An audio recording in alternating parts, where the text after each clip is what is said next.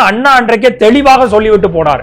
நான் கொண்டு வந்த ஒவ்வொரு திட்டங்களையும், அது ஹிந்தி எதிர்ப்புக்காக இருக்கட்டும், இல்ல தமிழ்நாடுங்கிற பெயர் மாற்றத்திற்காக இருக்கட்டும், நான் கொண்டு வந்த எந்த திட்டத்தையும் கை வைக்கணும்னு நினைச்சா ஒரு உள்ளார்த்தமா ஒரு பயம் வரும். அந்த பயம் எப்ப வருதோ அது வரைக்கும் அண்ணா மட்டும்தான் இந்த தமிழகத்தை ஆழ்ந்து கொண்டு இருக்கிறாருங்கிற ஒரு பார்வையை வச்சுட்டு போயிருக்கிறார்.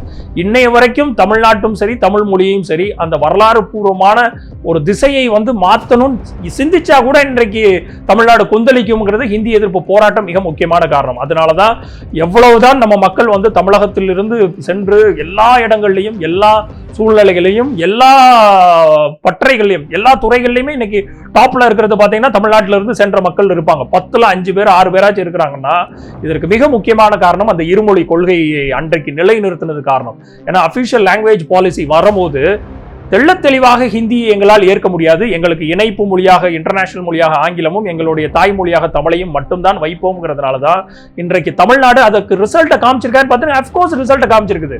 இன்றைக்கு 3 மொழிகளாக நீங்க சொல்லக்கூடிய ஹிந்து, சமஸ்கிருதம் இல்ல வேற ஒரு மொழிகளாக இருக்கக்கூடிய பல்வேறு மாநிலங்களை எடுத்து கம்பேர் பண்ணும் போதும் தமிழ்நாடு இன்றைக்கு ஆங்கிலத்தையும் தமிழையும் வைத்து முன்னேறி சென்றிருக்குதான் பாத்தீங்கன்னா எல்லா இண்டெக்ஸ்லயுமே இன்னைக்கு தமிழ்நாடு முன்னாடி இருக்குது.